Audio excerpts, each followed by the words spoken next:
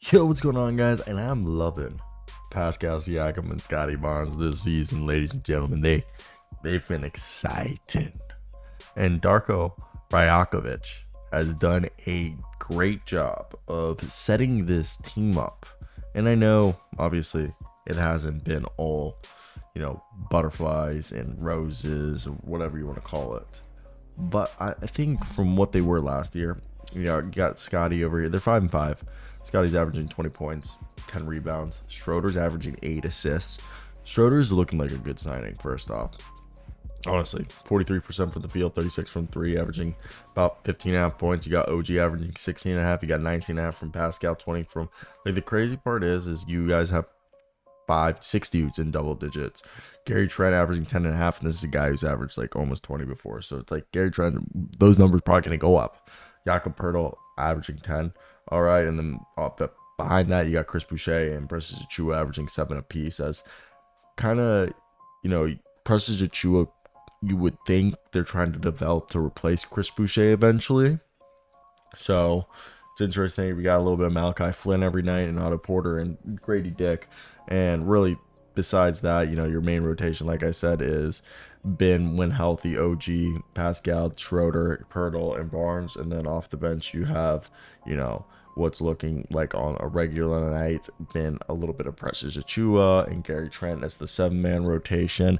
And then you throw in 8th man is like Chris Boucher or Otto Porter, depending on the matchup, or, Malachi Flynn or Grady Dick right there. Like, you have like almost an 11-man rotation on this team. And for a team that, they're one of the best defensive teams in terms of 4th defensive rating, offensive ratings, 28th. The fact that, they're still able to have guys score, like, really, they're playing great defense. And having Scottie Barnes and the rest of the young guys still put things together while also playing well with Pascal and OG and the vets, I think is something that they were hoping for. I mean, Pascal tonight having 39 points, 11 rebounds, 7 assists, just a classic game from him. Scottie had 19 and 9.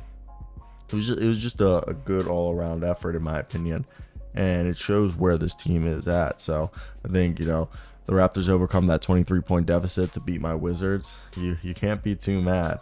So before we continue today's video, if you guys are at this point of the video, hit that like and subscribe button, and let's get right into it.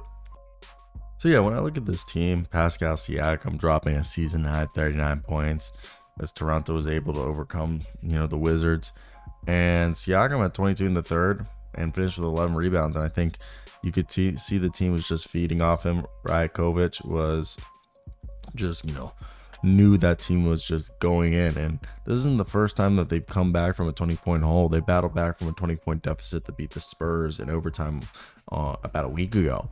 That's so stupid. But, it was cool because Scottie Barnes having 19, Jakob Pertl 13, Precious Achua added 10, and Dennis Schroeder getting to the free throw line.